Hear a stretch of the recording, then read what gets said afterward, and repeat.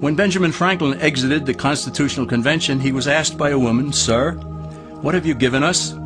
His immediate response was, "A republic, ma'am, if you can keep it." Yet most Americans today have been persuaded that our nation's governmental system is a democracy and not a republic. The difference between these two is essential in understanding Americanism and the American system. Before we discuss political systems, however, it's helpful to address the confusion that has been spread about the political spectrum. Many have been led to believe that the political spectrum places groups such as communists on the far left, fascists or dictators on the far right, and political moderates or centrists in the middle. However, a more accurate political spectrum will show government having zero power on the far right to having 100% power on the far left. At the extreme right, there is no government. The extreme left features total government under such labels as communism, socialism, Nazism, fascism, princes, potentates, dictators, kings, any form of total government. Those who claim that Nazis and fascists are right-wing never define their terms. This amounts to spreading confusion. Toward the middle of the political spectrum can be found the type of government limited to its proper role of protecting the rights of the people. That's where the Constitution of the United States is. Those who advocate such a form of government are really constitutional moderates. So let's analyze the basic forms of government. They are monarchy or dictatorship ruled by one, oligarchy ruled by a few, democracy ruled by a majority, republic ruled by law, and anarchy, which is ruled by no one. In discussing these five, we'll see that they can be narrowed down to even fewer. Looking first at monarchy or dictatorship, this form of government doesn't really exist in the practical sense. It's always a group that puts one of its members up front. A king has his council of nobles or earls, and every dictator has his bureaucrats or commissars, the men behind the scenes. This isn't ruled by one, even though one person may be the visible leader. It's ruled by a group. So let's eliminate monarchy, dictatorship, because it never truly exists. Oligarchy, which is ruled by a group, is the most common form of government in all history. And it is the most common form of government today. Most of the nations of the world are ruled by a powerful few, and therefore oligarchy remains. At the other end, we find anarchy, which means without government. Some people have looked over history and found that many of its worst crimes were committed by governments, so they decided that having no government might be a good idea. But this is a mistake, because as the ancient Greeks stated, without law there can be no freedom. Our founding fathers agreed and held that some amount of government is a necessary force in any civilized, orderly society. In a state of anarchy, however, everyone has to guard life, liberty, and property, and the lives of family members. Everyone must be armed, and movement is severely restricted because one's property has to be protected at all times. Civilized people have always hired someone to do the guarding, a sheriff, a police force, or some branch of government. Once law enforcement was in place, the people were freer. They could leave their property, work in the fields, and so on. In short, the proper amount of government makes everyone freer.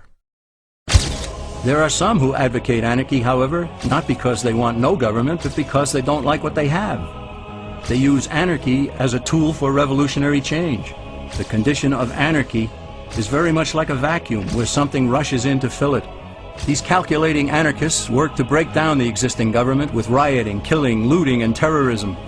Tragically, the people living in such chaos often go to those best able to put an end to it and beg them to take over and restore order.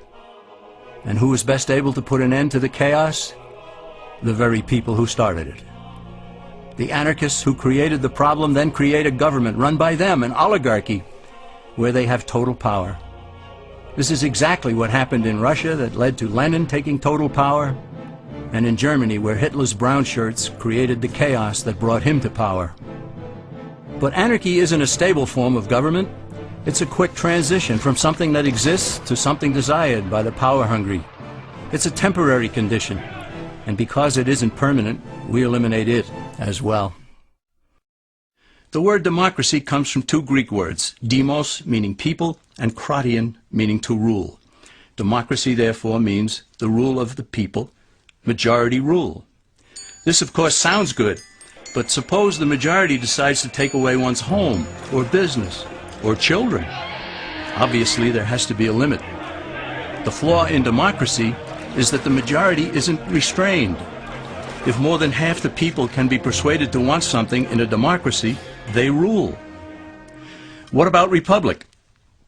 Well, that comes from the Latin, res meaning thing, and publica meaning public. It means the public thing, the law. A true republic is one where the government is limited by law, leaving the people alone. America's founders had a clean slate to write on. They could have set up an oligarchy. In fact, there were some who wanted George Washington to be their king.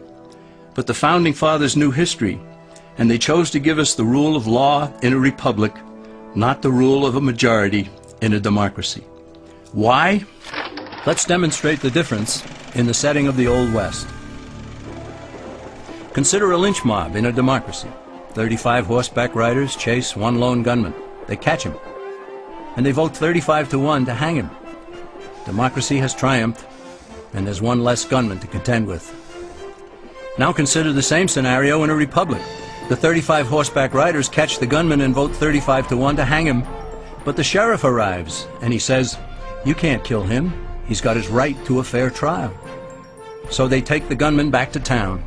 A jury of his peers is selected, and they hear the evidence and the defense, and they decide if he shall hang.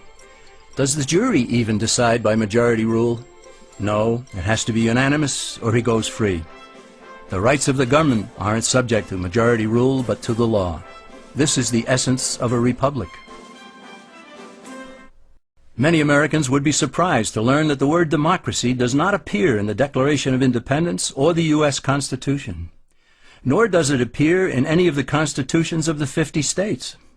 The founders did everything they could to keep us from having a democracy. James Madison, rightly known as the father of the Constitution, wrote in essay number 10 of the Federalist Papers, "Democracies have ever been spectacles of turbulence and contention, have ever been found incompatible with personal security or the rights of property, and have in general been as short in their lives as they have been violent in their deaths." Alexander Hamilton agreed, and he stated, "We are a republican government. Real liberty is never found in despotism or in the extremes of democracy." Samuel Adams, a signer of the Declaration of Independence, stated, "Democracy never lasts long. It soon wastes, exhausts, and murders itself." The founders had good reason to look upon democracy with contempt, because they knew that the democracies in the early Greek city-states produced some of the wildest excesses of government imaginable.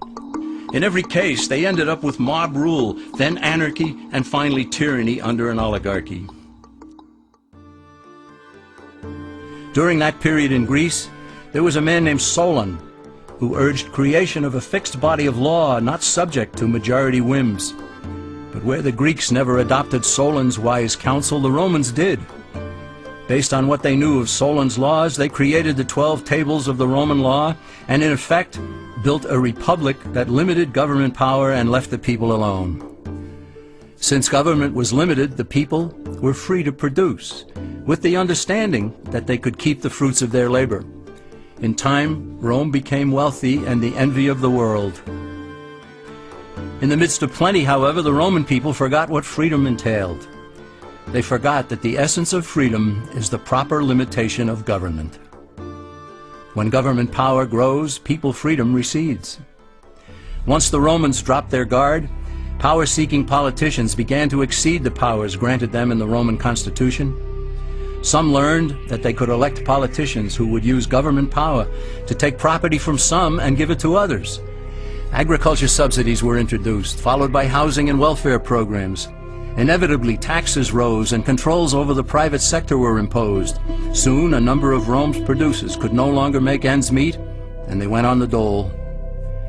Productivity declined, shortages developed, and mobs began roaming the streets, demanding bread and circuses from the government. Many were induced to trade freedom for security. Eventually, the whole system came crashing down. They went from a republic to a democracy, and ended up with an oligarchy under a progression of the Caesars.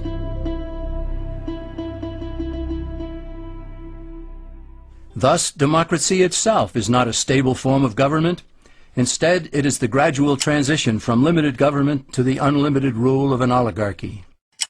Knowing this, we as Americans are ultimately left with only two choices. We can keep our republic, as Franklin put it, or we will inevitably end up with an oligarchy, a tyranny of the elite.